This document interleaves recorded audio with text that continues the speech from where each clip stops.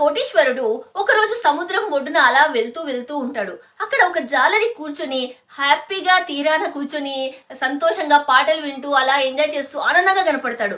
అదేంటి ఇతడు ఇంత ఆనందంగా ఉన్నాడు అనేసి అతని దగ్గరికి వెళ్ళి పలకరిస్తాడు.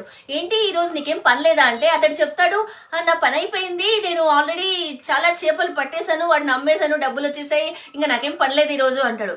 అదేంటి ఇంకా ఇంత సమయం ఉంది, ఇంకా చేపలు పట్టొచ్చు కదా అంటే ఏమొస్తుంది అప్పుడు అంటాడు. అప్పుడు ఇంకా ఎక్కువ డబ్బులు వస్తాయి కదా అంటే డబ్బులు వస్తే ఏం చేయాలి అంటాడు.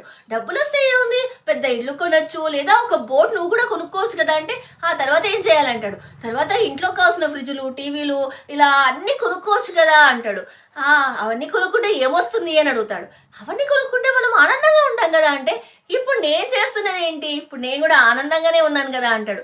అంతే, అతడు షాక్ అయిపోతాడు. నిజమే, మనకు ఎంత డబ్బులున్నా ఎన్ని ఫెసిలిటీస్ ఉన్నా మనకు కావాల్సింది మానసిక ప్రశాంతత, మనసుకు ఆనందం ఉండాలి. అది ఉంటే మనకు అన్నీ ఉన్నట్టే. మనకి ఎంత డబ్బులుండి ఏం లాభం, ప్రశాంతత లేకుండా టెన్షన్స్ పడుతూ ఇవన్నీ అనుభవించినా కూడా దాని ఆనందం దొరకదు. మనకు డబ్బు ఉన్నా లేకపోయినా ఫస్ట్ మనం హ్యాపీగా ఉండాలి అంటే మనసు ప్రశాంతంగా ఉండాలి. అలా ఉండాలి అంటే మనం ఎప్పుడు నవ్వుతూ మన తృప్తి పొందేదలా ఉండాలి. తృప్తి ఉంటే ఎప్పుడు హ్యాపీగా ఉంటాం.